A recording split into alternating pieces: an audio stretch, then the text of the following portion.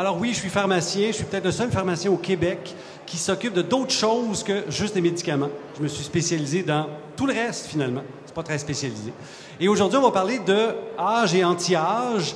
Comment est-ce qu'on peut améliorer sa qualité de vie? Comment est-ce qu'on peut améliorer, comme Evelyne a dit, la quantité de vie dans nos années, plutôt que de spéculer sur peut-être je vais vivre 10 ans de plus.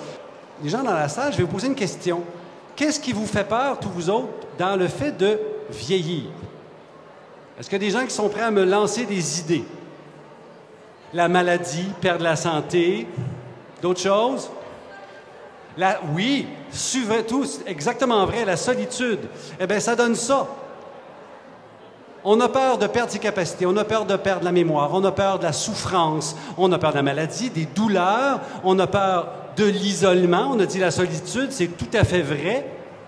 Finalement, quand on dit étirer la vie, là, la longévité, les travaux, de dire on va vivre jusqu'à 2000 ans, là, c'est pas ça qui est important.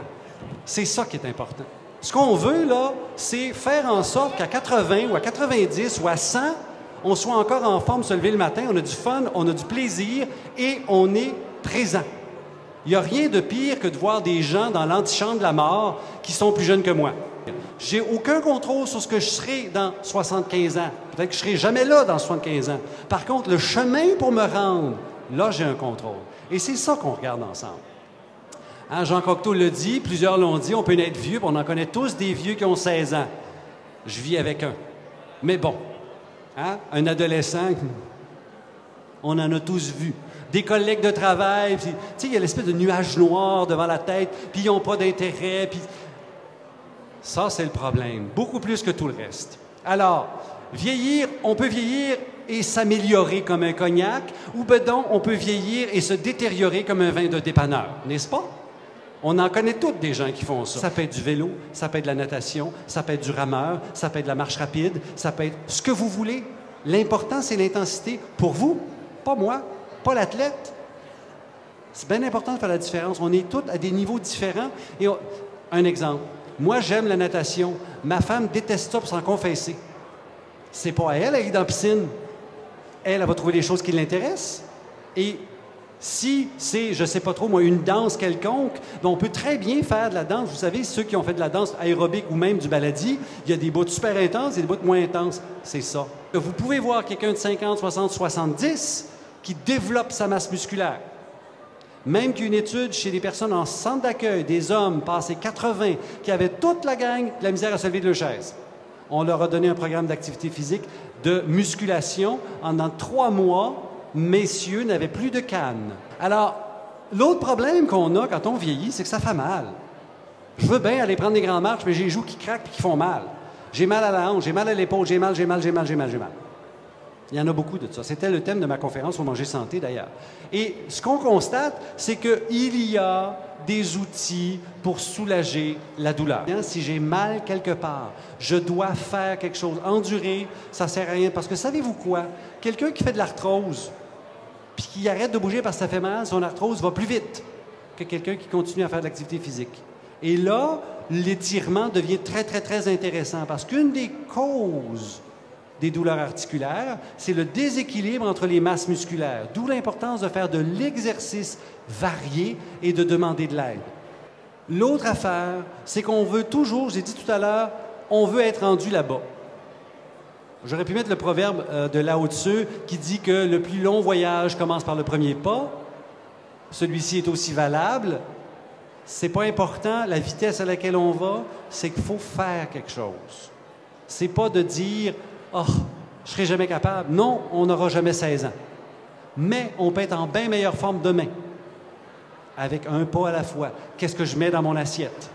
L'autre chose qui nous tue à petit feu, c'est ce qui s'appelle, moi j'appelle ça le néfaste food, la malbouffe, les aliments raffinés, la farine blanche, le sucre, les additifs alimentaires, les couleurs alimentaires, les aliments qu'on trouve au dépanneur, mais surtout le sucre.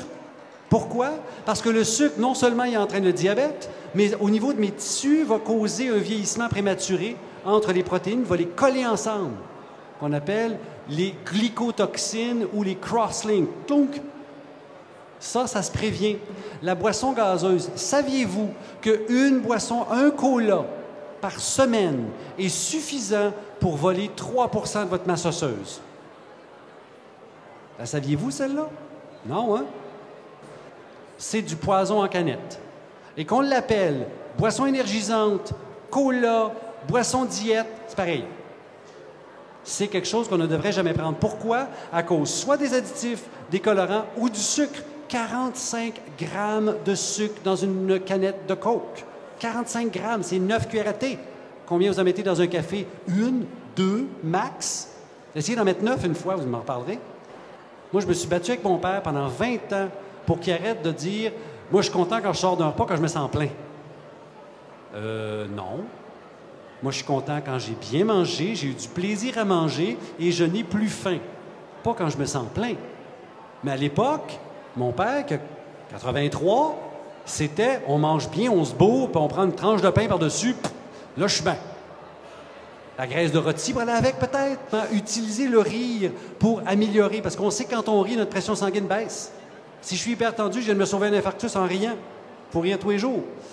Ça commence quand? Dans les années 70, avec un monsieur qui s'appelle Norman Cousin, un journaliste qui est atteint d'une maladie incurable, sur le point de péter. Il est à l'hôpital, puis là, il est plugué de partout, puis ça court, les infirmières, c'est le stress. Puis là, il fait, si je reste ici, je meurs.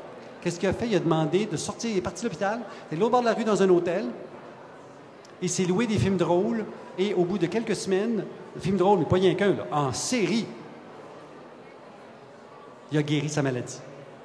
Ce monsieur-là, dans les années 70, et je suis très sérieux, est devenu un chercheur à UCLA, l'Université de Californie, et il était directeur de la chaire de recherche sur l'effet placebo. C'est quoi l'effet placebo? C'est la capacité de s'auto-guérir. Ça commence avec un sourire. Ça commence avec une volonté. Le corps ne sécrète pas de la mélatonine quand je me couche. Il la sécrète vers 2-3 heures du matin. Et savez-vous quoi?